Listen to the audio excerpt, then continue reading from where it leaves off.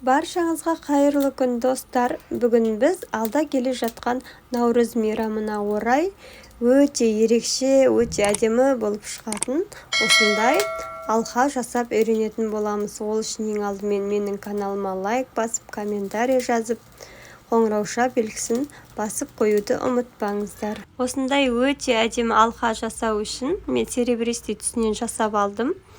Енді сіздерге үлгі ретінде золотистый түсінен көрсететін боламын. Бізге осындай алқаның темірі қажет болады. Соған сәйкес золотистый шынжыр қажет, золотистый шегелер қажет, 5 штук керек. Және 5 штук жемшік, 5 штук хрусталь қажет болады. Міне, біздің темірімізде 5 тесік бар, сол үшін барлығын біз 5-еуден алдық. Осындай шеге қажет болады.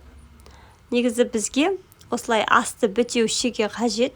Менде болмағандықтан, сіздерге үлгі ретінде көрсететін болғандықтан, осы шегеден көрсетіп жатырмын. Осылай бірінші капелямызды кіргізіп, үстіне хрусталімізді салып аламыз.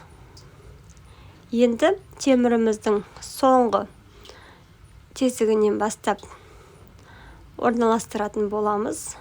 Осылай міндетті түрде плоскоголубцы қажет болады. Артық жерін қиып тастап, шығып тұрған темірді қайыра отырып, ұшы кіріп кетпес үшін қысып тастайтын боламыз. Міне осылай қысып тастаймыз. Шығып кетпес үшін мықтырақ етіп қысатын боламыз. Екіншін тағы да көрсетейін. Осылай шегемізді алып, капелямызды орналастырамыз, үстіне хрусталімізді орналастырамыз.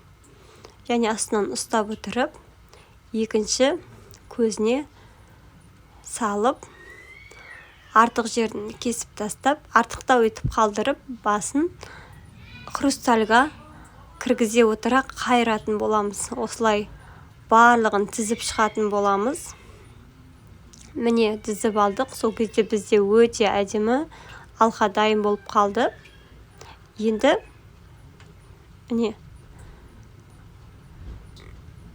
Енді осындай кішкентай золотистый колечконы алып, алқамыздың ұшына қыстыратын боламыз.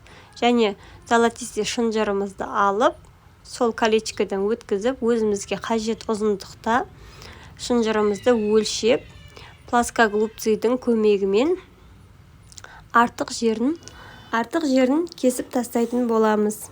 Және осы жерге арнайы қыстыратын ілгіштер болады. Соны колечко арқылы іліп жіберетін боламыз.